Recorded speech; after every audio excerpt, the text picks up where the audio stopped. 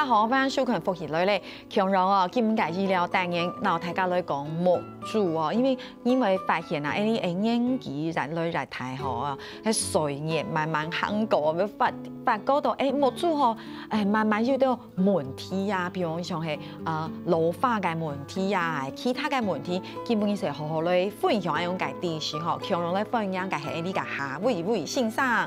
分享，大家好，我是和平医院眼科夏醫師，今天很高興來這裡跟大家再分享老年眼睛照護的問題。對，因為其實眼睛就像身體一樣啊，對不對？隨着歲月，很多的問題就慢慢會浮現。是的，哦，所以今天我們要特別跟大家分享，就是說，年紀好大嘅時間，慢慢容易到會看到嘅、拄到嘅、木柱嘅問題哈。所以我們一開始是先讓大家來講。一般來說，老年人常見的眼疾有哪些？我們要從初老開始，對，這很重要。初老的時候，這很重要。雖然大家這個時候絕對不承認自己是老年人，但是它就是第一個徵兆，就是老花眼。好明顯，對不對？可能40出頭歲就會，大家就會有一點感覺，一點點有感覺。所以最早可能是老花，那再來就是可能有的人會覺得乾眼症。很容易干涉。對，年輕的時候，做完一整個下午的 game 也沒事，怎麼那個年紀大了，好像就1-2個小時就覺得很不舒服。是老花眼以外，再可能也會覺得干涉。那還有一個，在40歲以上就開始進入了青光眼的好發期。是，那青光眼其實是號稱視力無聲的殺手。哦，也就是說，青光眼我們可能分2種。那魚角閉鎖性的急性發作的時候會痛啊，會畏光，會視力模糊。但是很多數的病人是屬於低眼壓性的青光眼，或者是開放性的青光眼，它其實初期是沒有任何症狀的。所以其實青光眼在40歲以後也可能很容易找上你。那再來年紀更大，就會有白內障的問題，這個大家可能就常聽到了。然後50-60歲以後就會有白內障，然後再來了是老人有3擺，其中有一個就是流眼淚，流眼淚。你他剛因為講流就是水，對，流水。醫生也是剛跟我接力，對不對？水，客家話接力，異類就是會有一些。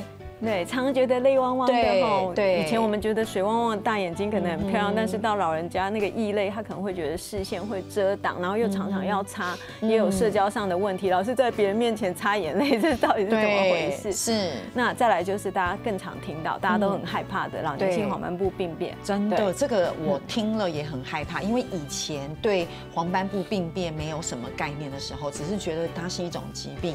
可是你越去了解它的時候，你就知道原來它這麼嚴重。對，剛剛醫師讓大家來講的經歷是嘿，一般來說，注意哦，是從40歲開始，初老開始，到老年你開始會遇到的眼睛的一些疾病，而且是一定會遇到的。對，不是說你絕對不會遇到的。病人常問我說有沒有辦法保養啊？可以那個，我都會跟他說，你告訴我。現在有什麼方法可以讓你停留在25歲？我們2個去合開一家生技公司，一定會遇到哈。我們就從第一個開始講好了，我們就先講40歲開始，因為發光慢慢開始看報紙嘅時間。以前看報紙好帥氣哈，然後現在要開始越拉越遠。我們就先從老花眼開始。對，請醫師幫我們簡單說一下老花眼是一個怎麼樣的狀態。我們可能先了解說我們怎麼樣看遠看近，就是平常，其實你把你的眼睛想成一個照相機。我們大家先看一下好了。這個從最前面對不對？眼角膜的地方是裡面有一個瞳孔。對不對？就是它可以根據光線的強弱，放大或縮小，調整進去的光量。在後面這個地方有一個水晶體，我把它拿出來給大家看。它在年輕的時候就是一個清澈透明的，那隨着年紀增大，那它幫你吸收了很多紫外線，它就會慢慢霧化變黃或濁的。對，一般來說是這樣形容。那它就是所謂的白內障。好，那它在這個位置，那在裡面你這樣看進去。最裡面的地方其實就是我們的視網膜。對，那視網膜中間视力最重要的部分就是黄斑部。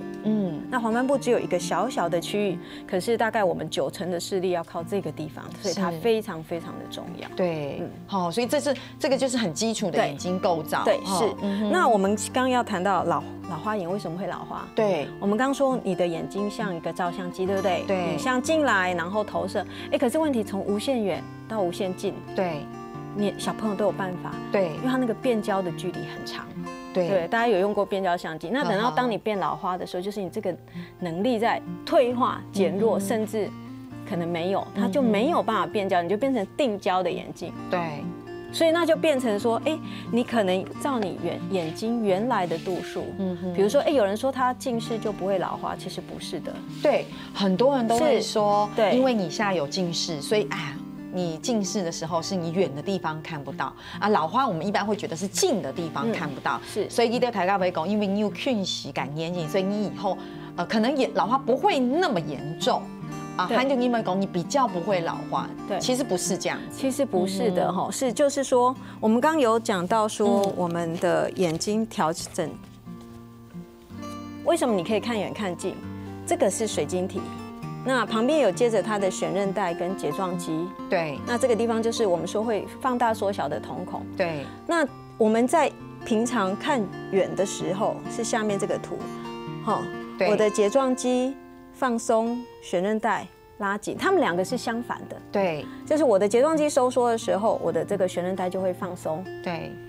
那我看近的时候，我的睫状肌会收缩，悬韧带就会放松。对。那我看远的时候，这个就会放松，肌肉放松，那悬韧带就会拉紧。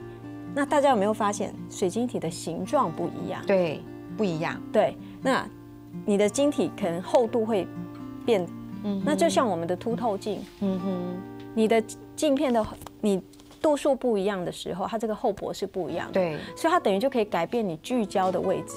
所以依照医师这样讲，感觉上就是你因为退化的关系，所以你没有办法这么有弹性。一个是你的肌肉，再来是你的水晶体，因为白内障或因为老化，它就慢慢硬化了。是，你知道它年轻的时候它是清澈的，那它是柔软，可以这样子，非常有弹性的。对，当老了它变硬，它就是一颗这样子硬硬的，没有办法膨胀缩小，而且还有可能浊浊的，对不对？所以呢，它就阻挡你光线。当你失去这个能力，你就会变成定焦的状态。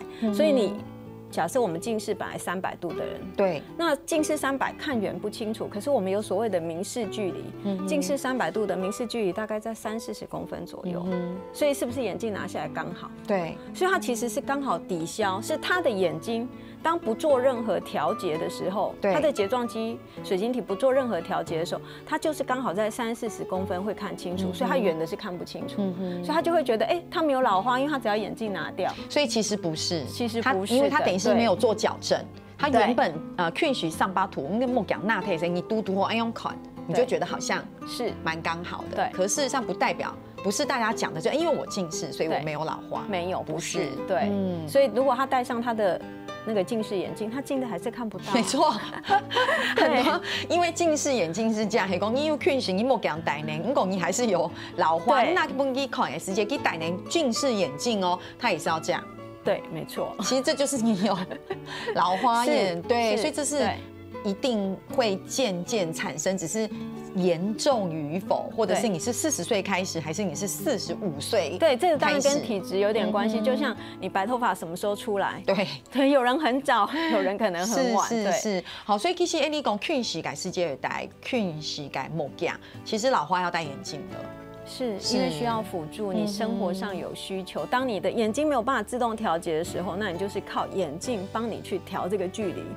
那常常就是有病人会说，那我要用什么样的老花眼镜啊，或什么，有没有一定适合？觉得眼镜行配的不刚好。其实我觉得很多是沟通不好，对你的需求没有讲清楚，对，没有错哈。因为大家会起头讲，黑妹，因为大家是远空改世界，然后讲是 UQ 改世界，大家会讲，哎呀，我瞎死的世界，因为我是强势，所以我看唔到，身体又动到改老化改冇讲，青菜衣服拿起来戴呢，都像是做啲改善用解问题。不過係講到底有冇係真是配只好好嘅老化冇講之間來戴咧？你先聊下，等下陣再來好好講。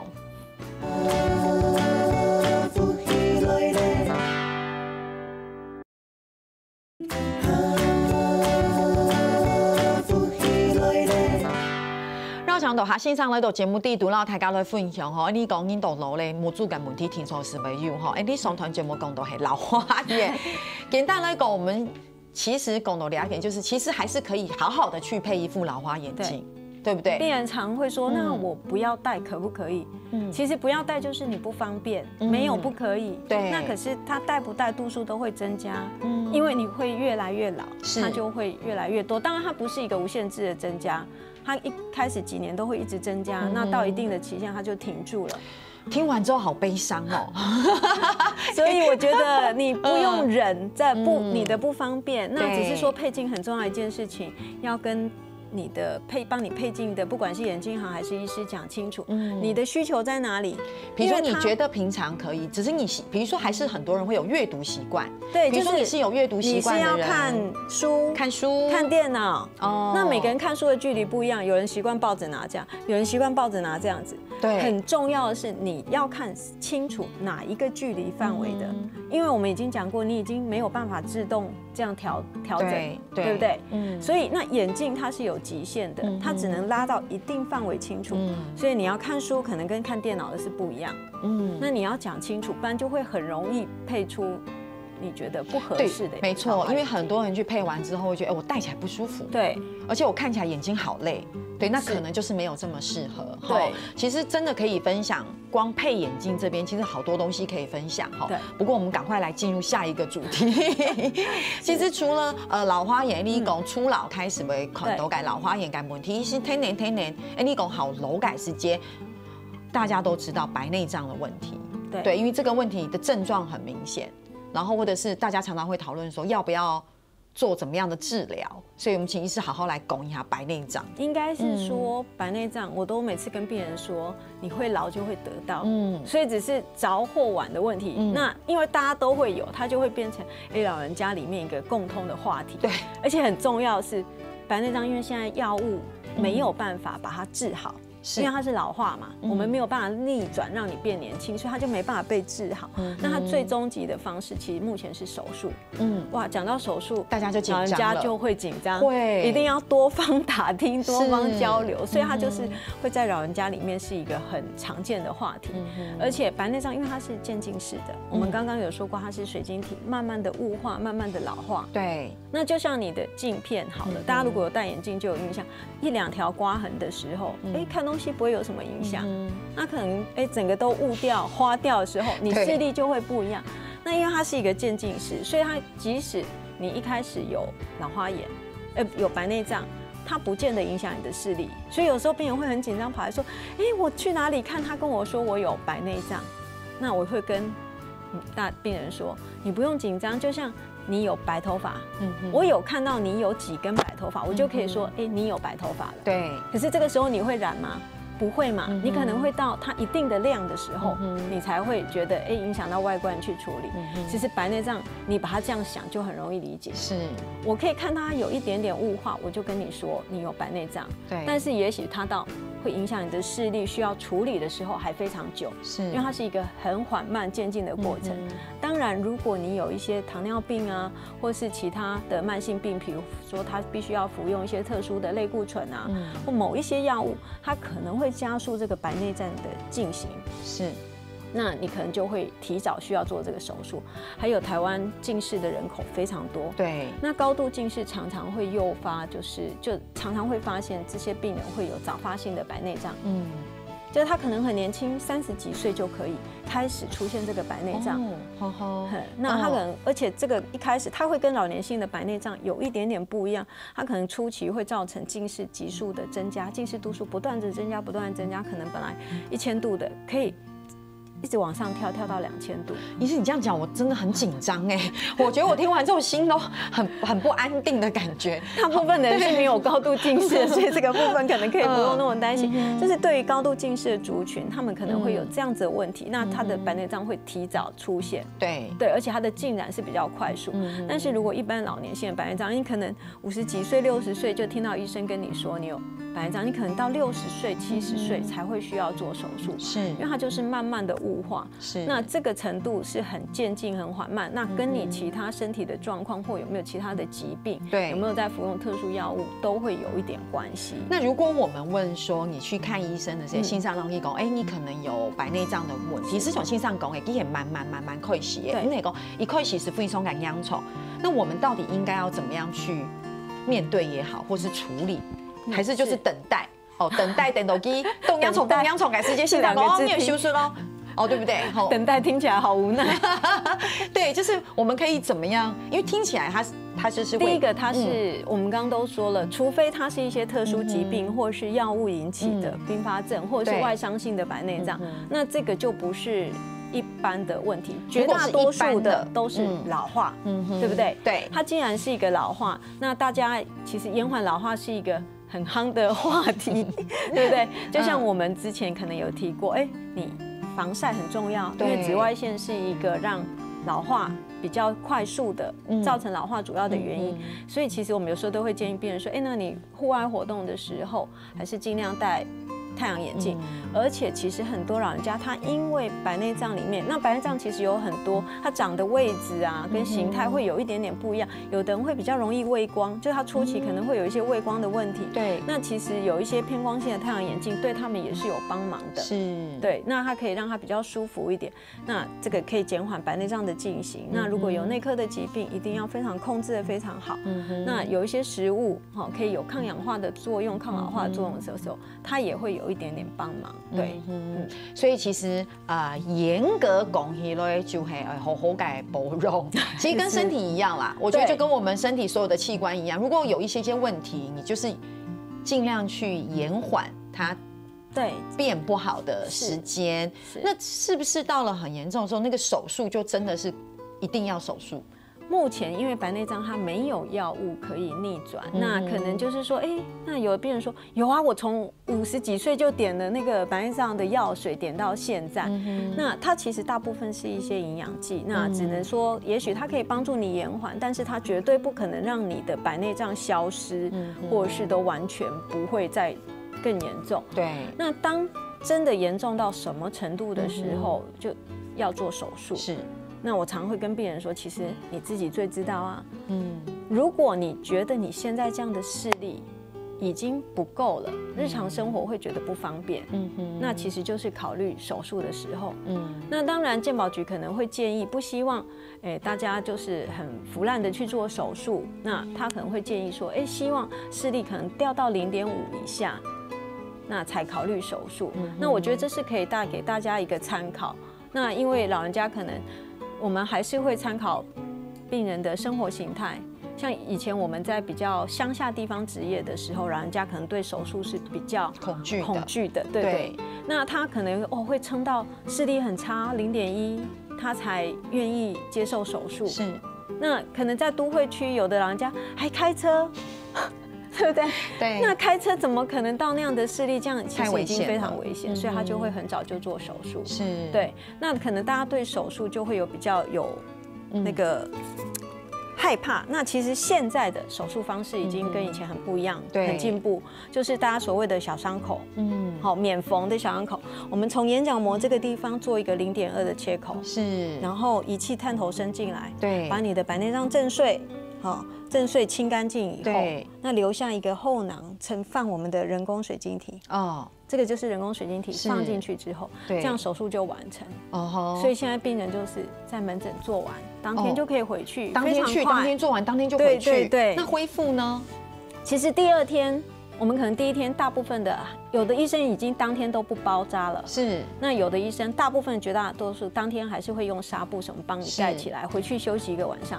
第2天打开，其实你就可以看了。当然，可能因为刚手术完嘛，角膜还是会有点水肿，看东西不会那么好，但是其实就是都可以看。那接下来就是点药，然后不要感染，脏水脏东西不要进去，这点很重要。对，那伤口的复原其实现在都是非常快速的。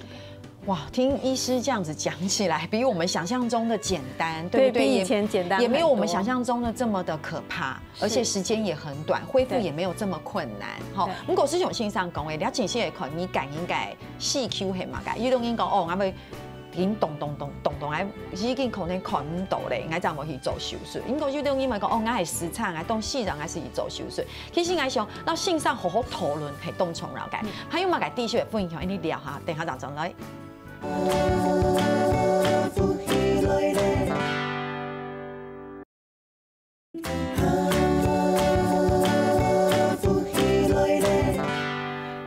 大家來分享，其實慢慢開始40歲過後，到老人家嘅事情，模組慢慢會看到嘅問題哈。我們講到老花眼啦、白內障，不過這一段節目我們要好好把握時間，因為我們要講一個很嚴肅的話題，那就是黃斑部病變。當到老人家為對白內障很熟悉，但從來都沒有人說，哎，你有黃斑部病變嗎？我們不會這樣討論。可是其實大家都忽略，這是很重要的疾病。對不對？對，因為其實黃斑部病變為什麼比白內障或什麼更嚴重，是因為它目前治療的不是像白內障，我手術完可能就可以完全恢復。對，但是黃斑部病變目前的治療方法並沒有那麼多的選擇，是，而且很多可能視力也沒有辦法完全的恢復。對，所以我覺得這個是大家比較在意的部分。是，所以趕快請醫師跟我們討論一下什麼是黃斑部病變，然後我們要怎麼樣知道有沒有黃斑部病變是可以自我檢測的，對不對？對，因為我們剛一開始有講過，黃斑部是在視網膜上一個很小的區域，對。可是問題是我們大部分的視力就靠這麼一個小小的地方，那因為它是神經組織，大家都知道，我們是從小就念書，人是高等動物，所以我們的神經組織是沒有辦法再生的，對。所以一旦你的神經組織有受損，那個地方可能就沒有一個永久的受損，它就沒有辦法再復原。對，它不是像你傷口。弄了一個傷口，皮膚會慢慢長回來，它不會，所以它壞掉就壞掉了，所以它是一個很嚴重的問題。那而且大部分病人都是兩眼一起看，對不對？對，你很少單眼看。對，那所以其實常常他單眼有問題的時候，你沒有察覺。哦，因為就像你右邊有問題，可是因為你左邊會去補足，你就慢慢的去忽略了你右邊可能有問題，對不對？那而且黃斑病變，它通常一開始只是中央一個區域不見，是，那所以病人都沒有察覺，他可能有時候病人會很緊張跑來說，哎，我突然遮了哪一個眼睛，才發現我另外一個眼睛不好，其實他也不知道那個眼睛多久就這樣子了。對，那所以有時候我們其實看到病人，他可能裡面黃斑部已經結疤了，就是沒有辦法處理的狀態。對，因為我覺得醫生說的沒有錯，因為就像身體有很多疾病，它沒有警訊，是它沒有很明顯的症狀。有時候你說哎呀我頭痛，你就知道啊我頭很痛，哦我牙齒痛，也是症狀很明顯。對，黃斑部病變就是你沒感覺，等到你真的其實它視力絕對是有變差，可是因為兩眼有補足的功能，那我們很少人會去遮一個眼睛啊。對，你都是同時兩眼看，所以他其實有時候有一些病變的時候，他是沒有發現的。對，我們還蠻常看到這樣的病人。對，所以現在很重要，我們就會推，希望大家可以有簡單的方法去自我檢測。對，那以前比較粗淺的方法就是會跟病人說，哎，那你有時候就是看遠方啊，那你去遮兩眼，你就會知道有沒有變化。那這要比較厲害的病變的時候，你單純這樣子遮蔽，你可能可以感覺得出來。醫師說的是視力的變化嗎？是，可是很多人即便你攞一張模組偏移，攞一張模組看遠方，你只是會覺得，哎，我是不是近視有變化？還是大家只會覺得是視力有變化？那當然就是說，你可能要帶着足夠的你原來足夠的度數什麼，那去檢測它有沒有變差。但是其實這樣要比較嚴重的病變的時候，你才會有感覺。黃斑部有時候初期的病變，它可能只是看東西有一點變形，或是腺體有一點扭曲，你不一定會察覺得出來。對，所以我們現在就是有一個阿姆斯特 Grid 的表格，可以讓大家去做一個自我檢測。那它長得非常的就是格子，對，是病人常看到這張圖表的時候，不知道這個東西要怎麼樣的使用，是會覺得很奇怪。對，對，那大家就教大家一個很簡單的檢測方式，你可以在網絡上或是很容易取得像這樣的一個就是表格，你可能在網絡隨便打個黃斑部檢測，就可以自行把這個表格印出來。是，對，沒有的話，其實就像醫師現在手中拿這個表格也是可以的。對，就是你現在這個也是實時際是可以立刻做檢測。哦，那等一下大家可以來拿醫師手上這一張表格來做檢測。但是檢測的方式很重要哦，每一次只能做一個眼睛。一个眼睛遮住，是对你一个眼睛一定要遮住或者是闭起来，好不好？那拿在你的眼前方，大概就是你看像你平常看近的。那如果很重要，如果你有老花眼，一定要把你的老花眼镜戴起来。举手发问，如果说你是没有近视的，也没有老花的，你就是正常的这样的距离看，其实就是像你读报这样子。对。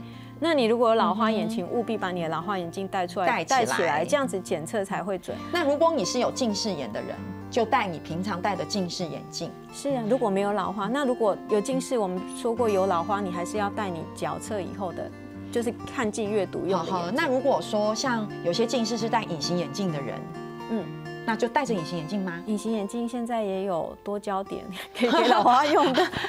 所以哇，那所以医师我的意思就是我们一定要用你合适用来看近距离的那个眼镜。对，比如像是你的老花眼镜，或是调整过的近视眼镜。像以我来说哈，其实我有近视眼，那我现在如果戴隐形眼镜，那我是可以戴着我的隐形眼镜。是，如果你没有老花的话，就这样子就可以了。好复杂哦。那如果我有一点点老花呢？那看你的严重度，如果你是需要老花眼镜的时候，老花一定要戴出来。如果很轻微、很轻微，就也许还 OK。对，好的，好不好？对，就是固定的距离，30-40公分，你阅读的距离。对。然后一个眼睛闭起来。是。另外一个就是我们检测的那个眼睛，定点看着方格中间有个黑深黑点。定点看着它，其他用余光去感觉，用余光感觉，对，是。那正常的就是其他都是要规则的方格，是。如果你看到有任何一个区域不见了，或者是扭曲、线条扭曲或凹陷膨出，那都是不正常的。对，那你就必须要去找医生检查了。好紧张哦，医师。那一眼做完，要记得做你的另外一眼。对，好可怕哦。是，那其实这个不是只有用在自我检测，像有一些已经有老年性黄斑部病变的病人，对，那他有时候会说，我不知道我的那个病变有没有更严重，有没有恶化，因为他可能到了一定时间会稳定，那他就会进入一个很长的追踪期。是，那其实我们也会教病人，就是在家里自己追踪。他可能看他已经有一些区块不见了，对不对？他就拿一支笔把那些范围描起来。那他就是每次检查，如果这个范围变大，赶快再回去医生那里。听医师讲完就会觉得真的肺松改严重哈。如果听医师这样讲，其实也比较安心的地方是，至少你在家里可以自我检测。对，早期发现很重要。早期发现，早期治疗哈。如果近视很老乡亲朋友来讲，是讲你近视又忌讳，真的要像医生说的，真的要自我检测一下，要不然等到后来觉得情况很糟糕的时候，其实就像医师讲，已经太晚了。对，所以其实讲到黄斑部病变。当然，你要怎么样的治疗，可能根本也好冇按都改时间咯，大家好好来讲吼。如果你款性上都性上好好讨论就对了。我们先简单的讲一下，我们要怎么预防。其实很重要，黄斑部它是就是等于是有一些有害光线造成黄斑部那个地方的血管的病变，所以讲的还是光嘛，对不对？所以第一个就是你光一定要防晒，要做得很好。再来就是，其实所有会影响心血管，因为我们刚刚说它是血管的病变，所以一些会影响心血管的疾病，它的保健方式跟你黄斑部这个是一样的。对，这样大家可能就比较了解，因为大家对心血管疾病比较熟悉。是。那再来就是现在很夯，大家都会说，那吃叶黄素。那其实如果你有家族病史，比如说你的爸爸就有老年性黄斑部病变，那我们会建议你要额外的补充，不然你至少就是蔬果多摄取，深绿色的蔬菜水果，橘红色啊、黄色这些多摄取，也可以有保养的那个，不一定说一定要去买那个等于是说维他命来吃这样子。对，所以躺性上来讲，其实简单讲起来还是不外乎就是我们一般的保健，一定的嘛。对，就是比如说我们说光，那你就是要防晒嘛。对，像说蓝光，那当然就是你款田然后款修地，你要自己懂得保护自己的眼睛。尤其他很多年轻人，他可能很年轻，比较没有感觉。抖楼什么慢慢的，所以这个就是要保养嘛。那心脏讲的心血管感问题，其实就是平常的饮食也是很重要嘛。刚医师一直强调说，比如多吃蔬果，其实这个不是说只保护你感某住挺挺，其实也就是你整个人的身体的健康、身体的状态。对，哈，饮食。所以讲到两片，其实希望大家改受到吸收是很多的，因为。係講到每場發現問題都要重新看欣賞，所以可能會有一點點來不及哈。好，鄉親朋友，呢節目到呢一片，非常感謝夏醫師來到呢一片，然後大家分享安聰嘅地形，有機會多多跟觀眾朋友來分享其他的眼睛保健。好，有機會，什麼？好，鄉親朋友，聽你下來，你來做認同了。